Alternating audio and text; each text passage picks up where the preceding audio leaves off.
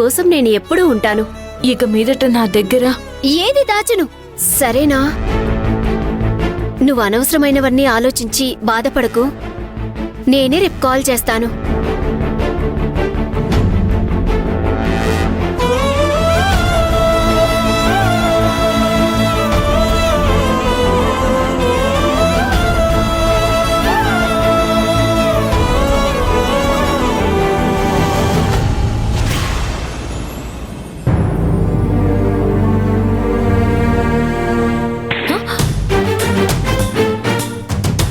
అన్నయ్య,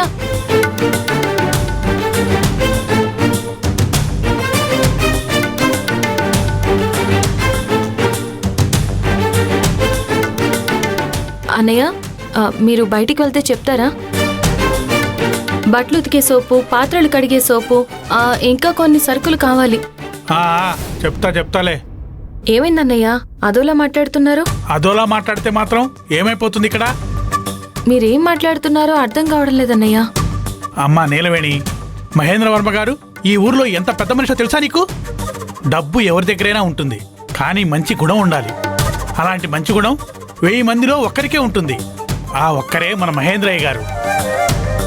నువ్వు ఈ ఇంట్లో ఉండడం కోసం ఆయన ఎంతో కష్టపడి ఎన్నో ప్రయత్నాలు చేస్తున్నారు. కానీ నువ్వు నీ పట్టుదల వదలట్లేదు. పెళ్లిని చట్ట ప్రకారం రిజిస్టర్ చేయడానికి రిజిస్టర్ ఆఫీస్కి తీసుకుని వెళ్తే కుదరదని చెప్పేసి వచ్చావట. ఏంటన్నయ్య మీరు ఇలా మాట్లాడుతున్నారు? నా మనసులో ఏముందో మీకు కూడా అర్థం కాలేదా? నాకు బాగానే అర్థమైంది. అందువల్లే చెప్తున్నాను. నా కుటుంబం కష్టపడుతుంది, నా చెల్లెల చదువుకి డబ్బులు కావాలి. ఇప్పటికే నీ కష్టాలన్నీ చెప్పావు కదా. ఇలాంటి కష్టాలు ఉన్నప్పుడు ఈ కుటుంబంతో కలిసి బతకటంలో నీకొచ్చిన కష్టం ఏంటమ్మా? చెప్పమ్మా. అనవసరమైన పట్టుదలలకు పోకుండా పరిస్థితులు తగ్గట్టు బతికేవాడే కదా మనిషి. లేదన్నయ్య.